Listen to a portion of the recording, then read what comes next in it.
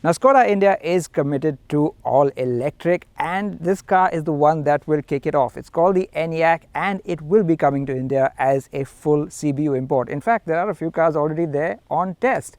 So today we're here to drive it in the Czech Republic, and we're driving it in its most exciting form. It is the Enyaq RS Coupe.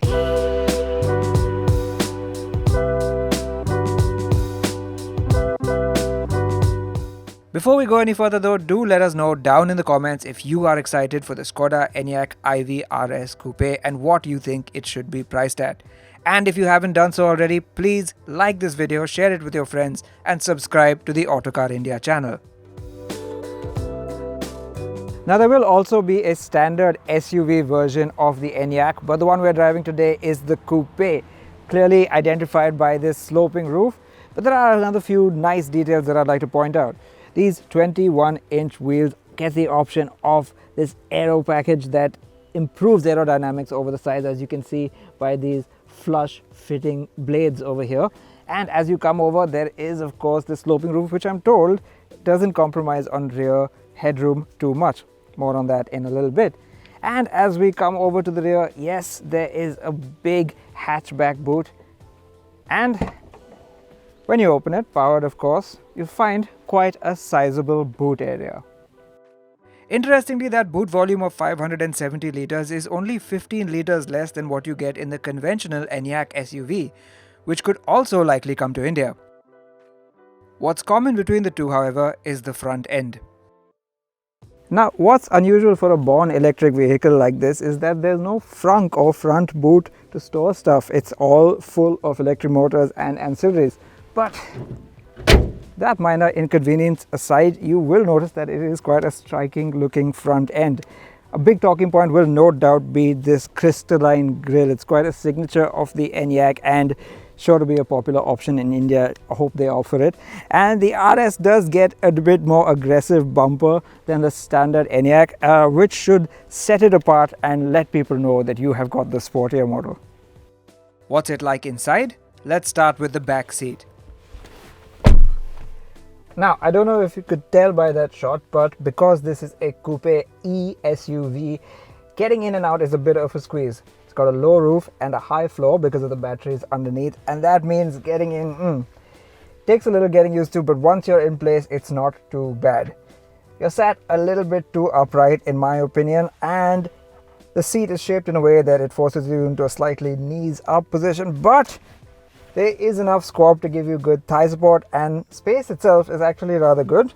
Great knee room, good headroom, and that's because Skoda has made sure to scoop out this roof. The glass roof is standard, the fixed glass roof, and they've not put a roller blind just to give you that more headroom and not compromise on that area.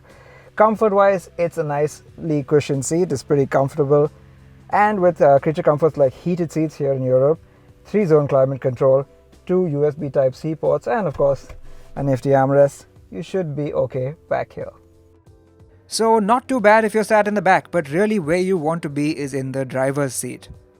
Now here in the interior, I have to say one thing, they have gone that extra mile to give you that RS feel in this particular variant. It starts with the steering wheel, which does have a flat bottom and all the grippy leather on it. It's also got paddles, which I'm sure operate the regen, and it's got these really snug feeling RS seats.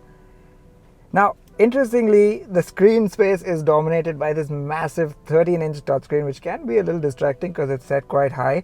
But on the move, I don't think it will interfere too much with your visibility because the dashboard itself is quite low. There are of course digital dials, but while these are getting larger and larger in most new cars, in the Enyaq they're quite small.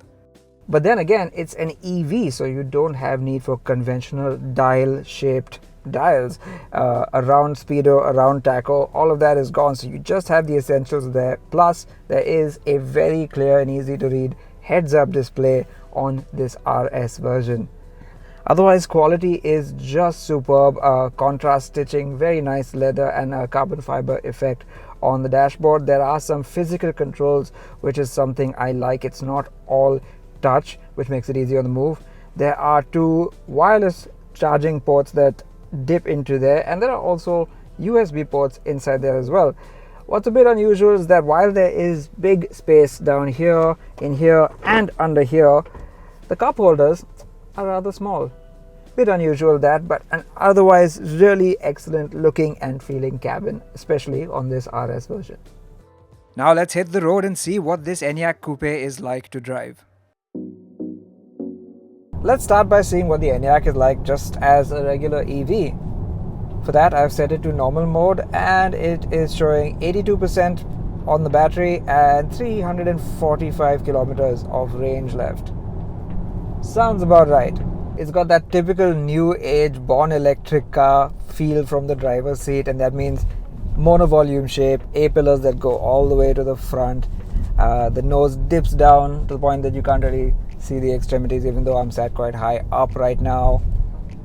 Around town, the steering is nice and light, making for easy maneuverability of what is, let's be honest, not a tiny car.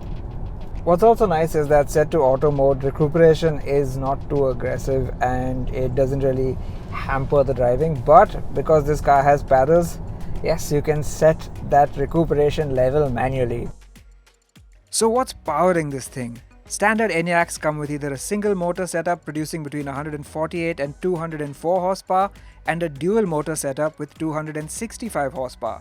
But the RS with its dual motor setup makes 299 horsepower and 460 Newton meters, making it the most powerful Skoda ever. So just how does that feel? The effortlessness is quite astonishing. And because of the silence of the powertrain, all I can hear is a bit of wind noise. There isn't even that much tire noise, and that's really impressive.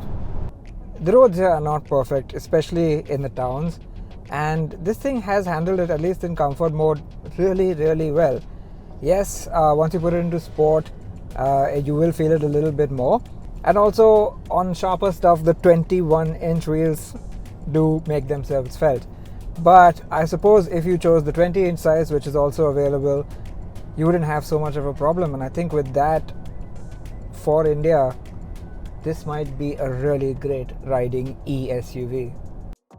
This is an EV, so a quick word on range. This RS gets an 82 kWh battery, which gives it a range of 504 km on the WLTP cycle. And the standard Enyaq with the single motor and this same battery will do 532 km. All Enyaqs can be charged at up to 11 kilowatts on a wall box charger and up to 135 kilowatts on a DC fast charger. Now back to the driver's seat to answer an important question. Is it a proper RS? For that, I'm going to put it into sport mode. And oof! Immediately there's more resistance from the car, a little tightening up of the responses. The regen got a little bit firmer right there and then, and the steering got a little bit weightier. Just what you want. Because everything feels so much more controlled now. It feels like an altogether smaller machine. Oh, and you can bet it accelerates like you'd expect an RS EV too. I'm currently doing about 65 kilometers an hour. Stomp my foot down and woof! And we're at the speed limit, which is 90. And that's just the beauty of sporty electric cars, isn't it? The biggest disadvantage is weight. I'm sure this thing weighs at least 2,000 kilograms, if not more. So I'm sure the suspension has a whole lot of work to do, but it seems to be doing it just so competently. So is it a full-on RS car? I'm not sure they're quite there yet, but it certainly comes close. One thing's for sure, it certainly feels energetic. The Enyaq iV fits into the Skoda range and ethos perfectly, offering up something practical, well-built and premium while not being overly flashy and over the top. Skoda hasn't said which version or versions it will bring to India, but we can hope that they bring in more than one. The standard SUV version is subdued and sensible, and if they choose the right spec, it could come in at a good price. Although don't expect anything less than 50 lakh rupees ex-showroom, as this will be an import. But if it's a statement you want to make, we hope they offer the RS Coupe too. Sure, it doesn't tug at your heartstrings the way an internal combustion RS does, but then how many EV crossovers can? What it does offer is strong performance and sharp looks in a relatively practical package, and that's something we're sure a lot of Indians will love.